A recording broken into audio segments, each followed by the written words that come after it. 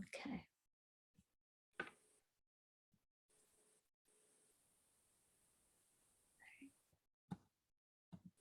Oops. All right. So here's the solar eclipse that's coming up, right up here, 10 degrees Taurus. I call this point the vision point. So when planets are at 10 degrees Taurus, it's like a new vision. It's the birth of something new. It's together with Uranus. It's not, I think, total. This is pretty far apart, 10 degrees and 22 degrees from the nodes.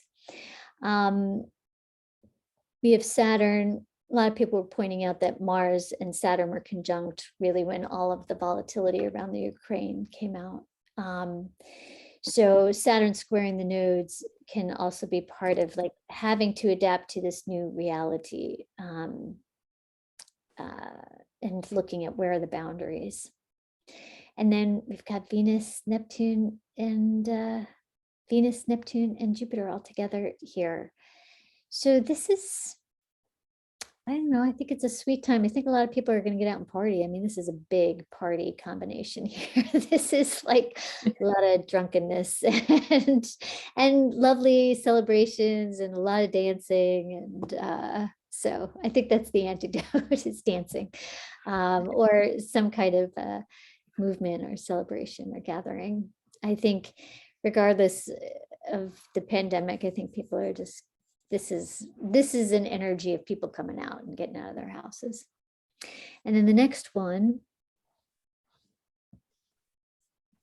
is the Beltane one, May 15th. And this one's total lunar. So 9:14 p.m. in Olympia. So it'll be around midnight. So you'll probably be able to see it over there in Jersey. And Saturn again still squaring the full moon here. So I think Saturn's like forcing us to kind of change and identify a different kind of format that we want. It's kind of pushing us to, it's at the end of Aquarius, which has just been the last 2 years, but it's like, what do we need to learn from the pandemic? What do we need to learn from this time out that we've had? As we come out, it's kind of like a thaw, I think. As Saturn ends its time in Aquarius, it's like it started its time in Aquarius, really, was it 2020?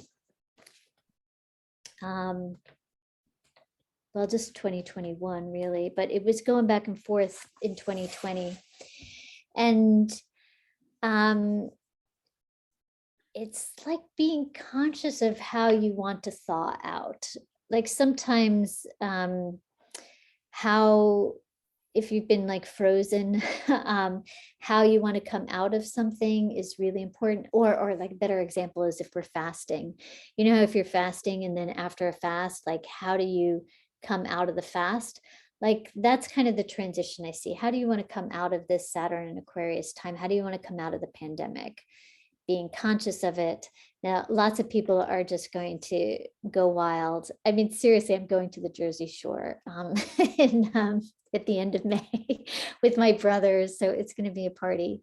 And yeah, I'll be flying during this eclipse. And no, actually a couple of days after, but yeah, so some of us will be at the Jersey Shore partying, and some of us will be a little more conscious, really adapting to incrementally coming out. And yeah, we've got this Mars and Neptune conjunct. This is kind of a crazy aspect. These both rule the sixth ray, so this devotional vigilante kind of intensity about these. It's trining the moon. The trine is helpful, but this will be a wild moment, the end of May. It'll be, you know, when things come into the next, when you get to the summer solstice, then Mars isn't as activating. You can see that like we don't have like really intense exact aspects at this time period. So everything is kind of moving into the next configuration. So just a lot that's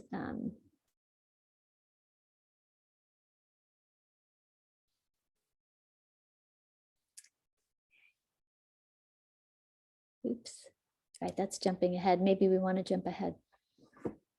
Let's look at the eclipses then. This one's activated by Venus and Uranus again. So again, another like moment where you could just feel the shift in all of these planets in opposition to each other with a square to Saturn. So maybe a step back in the pandemic at this time period, or a step back into the work that we've been doing during this last couple of years. Yeah. Anyway, I hope that was enough, Lauren. That was great. Thank you. All right. And maybe I can see you one day. Yeah. Yeah. Come Yeah. down, visit us at Seaside Heights. Sure. Sure. Yeah. Let's try to connect. Okay. Great. Last time I was at your mother's house, a long time ago. Yeah. Long ago. Yeah. Yeah. It was probably the last time I saw my brothers together. Oh. Yeah. Oh. Yeah, really? No, okay. Let's It's do that. Okay. Because I think I'm like being pushed up into the northern territory, up into Burlington and up into New Hampshire as a part of what's going on. So, but I could try to see you then when you come. Okay. Okay. All right. All right. Other questions? Anybody else have anything? Thoughts, comments?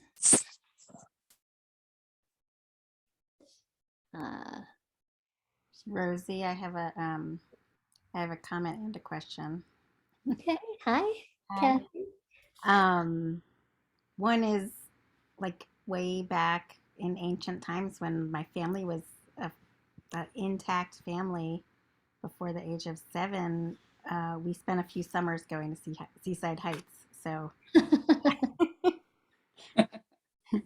I know that place a little bit.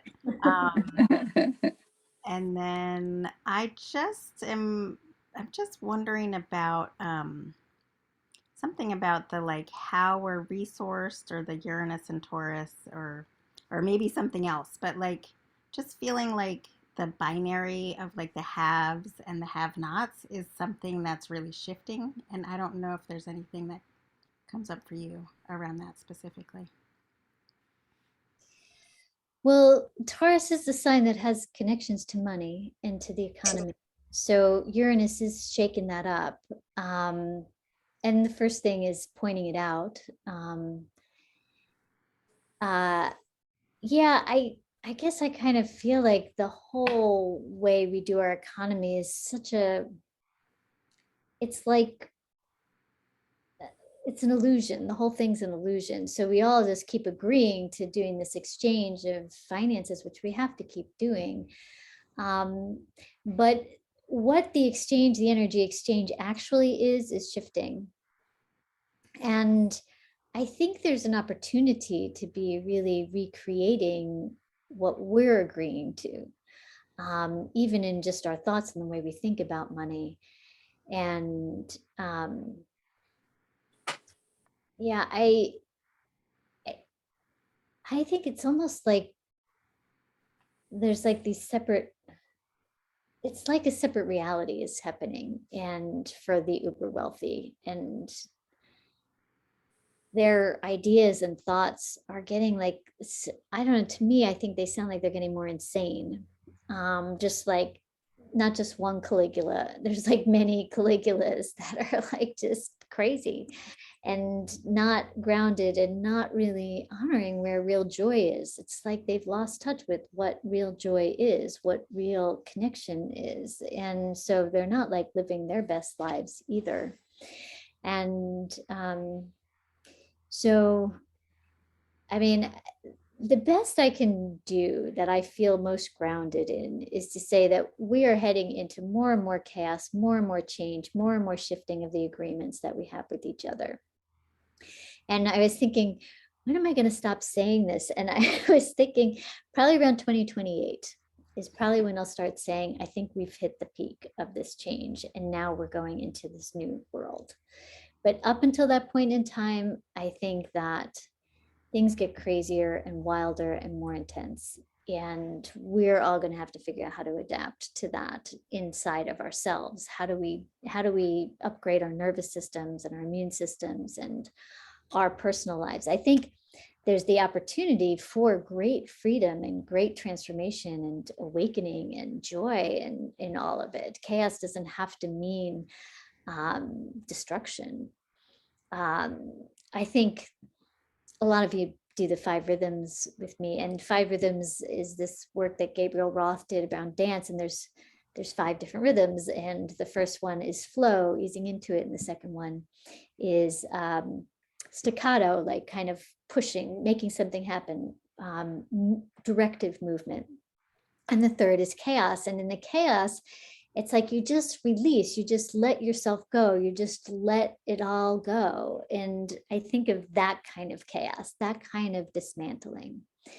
One of the other time periods in history that I'm looking at in terms of relating to what's going on now is the time of the Egyptian Empire and the Hittites and the Assyrian Empire around 1177 BC. Eric Klein wrote this great book called 1177 BC. And he talks about all this collapse that happened. So there's all these great empires, and they had trade agreements and this massive world economy that was happening. And, it was, there was wars, there was Ramses the Great lived during that cycle, which was played by Yul Brynner, that movie. So it was that time period. And then in 1177 BC, like all of these great nations collapsed, and the records dried up. And he talks about climate change being part of it. He talks about infrastructures that just break down. And the common theory has been that these sea peoples, these invaders came, but they didn't stay, which is kind of being debunked by archaeologists now. But I think, what wound up happening is that people who were able to adapt, the next cycle brought in the tribes of Judea and the kingdom of David and Solomon. It was that time period. So it was like the people who could live simply, who could live in communities. It was it wasn't like a massive die-off of people. It was just that the organizations and the structures all collapsed. And then people moved into smaller states, So, I think one of the beauties of the United States is that we have these different states, and each state has a government, so that if the federal government falls apart, then there is an ability to kind of lean into the state. So I think paying attention to what's happening in your state was paying attention to what's happening in your town. I think it's important to understand the political and the government structures that are more local, because the federal government could fall apart. That's not even that hard to imagine, for me anyway. It might seem completely crazy because of how many people and how much money and how much investiture there is in it, but it could happen. Soviet Union fell apart. Anyway, I don't know what the question was. It just went off. I think you got it. Thank You're you. still recording, Yes.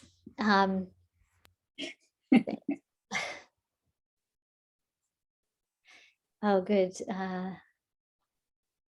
have a question. Are people talking about Marx? Yeah, okay.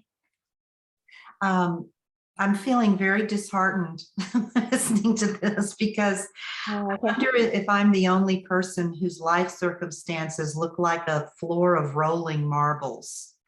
And I have a lot of issues about housing, instability, where to go. That's all a big unknown. with co-ownership with another person and living wills and trusts. And it's just all this stuff that needs to be resolved. And I wanted it all to be resolved by now, but that hasn't happened. So I'm just wondering, for those of us who aren't all set with our wonderful little community, which I've been trying to accomplish for years without success, what do you recommend for those of us who are facing these like daunting looking changes? And anyway, I hope I'm not the only one who's in this situation. No, So that maybe some other people will get some support from your answer, because it feels really scary. It feels really scary to me. I'm like, okay, well, maybe it's just the time for me to become a fifth dimensional person and leave this world, because it's really exhausting trying to deal with all this stuff. And I'm burned out, and I hope I'm not the only one on this call that You're not. I'm like looking forward to the fact that, oh yeah, the end of April might be a nice, yummy party. But then other than that, it's just like, give me the umbrella from all the difficulty. So I recognize my comments are coming from a very biased place, but anyway, that's what's alive in me. yeah.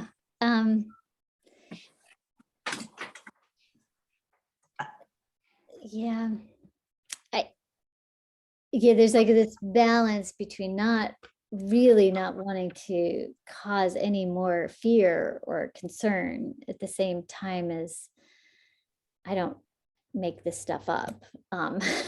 So, I guess, there is like,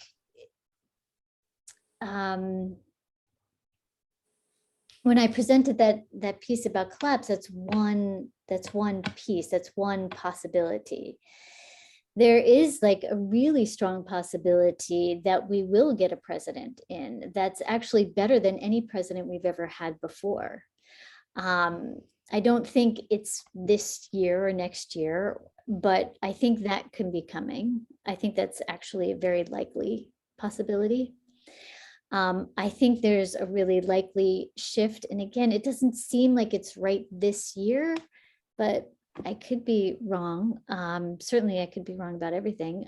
But I think that there could be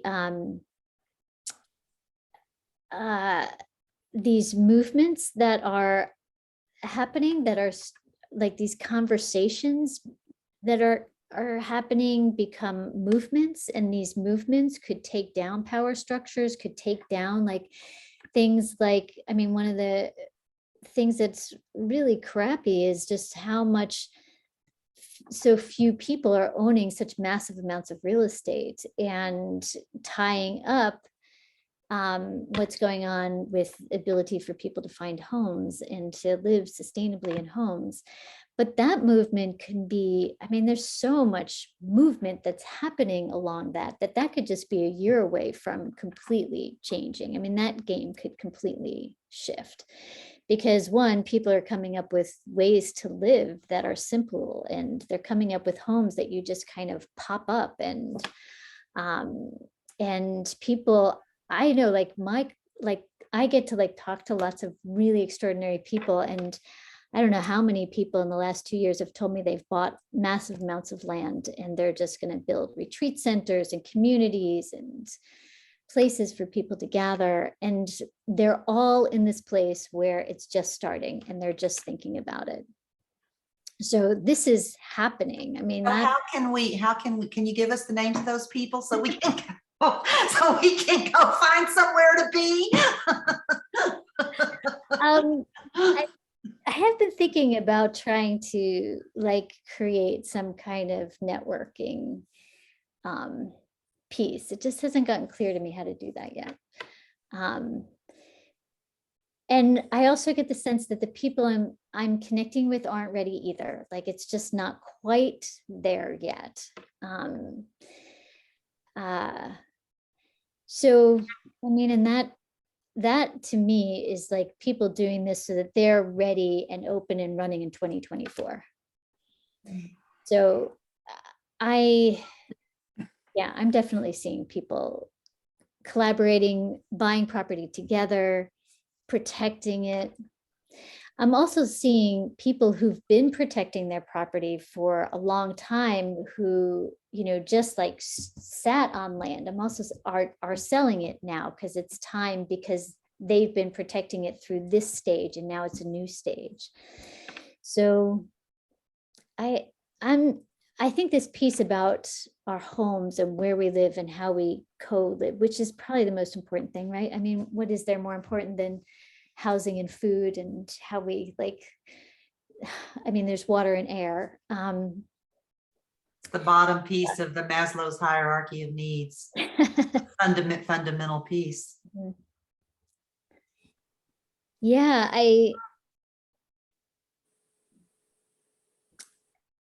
I'm hopeful that even this summer, when all of this good forward moving energy is, I think that it's going to be like us that starts the things, that it's like, what are the people here doing now? Not like the conversation that I've been entertaining in this talk has been the big, cycles of empires and leaders. But really what always happens is that the people start leading, the people start rising up. So, and I think the hot topics of, if inflation keeps going up and gas prices keep going up, that's going to create another movement. I think anti-racism movements are going to have another kind of really renaissance. I think the art world is about ready to move into a new time. Art and music. I guess for me, I'm thinking about like this Saturn in Aquarius is like the preamble to Pluto in Aquarius. So how do we move into the Aquarian age? How do we move into a time where there's more collaboration and it's not a hierarchy, it's not a patriarchy, it's not this top-down kind of pyramid scheme that we live in. So we're shifting into a more collaborative society. So Saturn in Aquarius is starting to kind of put some of the pieces together in that. And so I think about the people who are inventing the new homes, who are building new ways to heat and to grow food, and the people, some people are like going to be putting those nuts and bolts together at this time. And So I just want to jump in here and say, since people are all over the chat thing here responding, it's like, I'd like to create a Golden Girls home with 2 or 3 other women. So if you're into that, find me on this chat thing and let's connect. I own 2 homes, one in Colorado, one in Arizona. Don't know where I need to be. So yeah, just since Rosie was just talking about that, I'm one of them trying to create something new. Would love to connect with others. I hope this is okay that I said that, Rosie. yeah, it's great.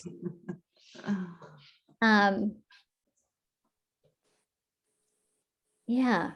And if you have any ideas for me for later, and you know what, no, I'll keep the recording going for another minute. I feel like personally, like a lot is shifting for me this time period. So if you have an idea for how I can support connecting people, it's interesting. Some of you got my email from the Plants of Planets mailing list, which I'm putting to rest. So I'm putting like Plants of Planets in that email list, and that it feels like it's part of, okay, that's done, and now what's new. And my son will be going away to college, and my book's getting done. That'll be coming out hopefully in August. And I'm starting this mentorship program.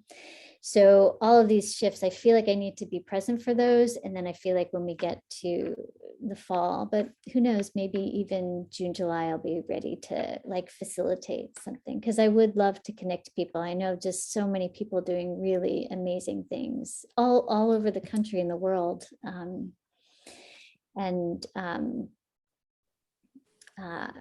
Yeah, and it's a lot about art, and it's a lot about land, and it's a lot about food and our resources, and this isn't the kind of stuff you're going to read about on TikTok, or it's not going to be a viral TikTok video now. It's the conversations we have with each other, and because like really, it's just so much information and so much disinformation and so much that really we're coming back to what's real. It's like, okay, it's the conversation I just had with my friend yesterday. Yeah, Thank you. yeah. I'm gonna end the recording here.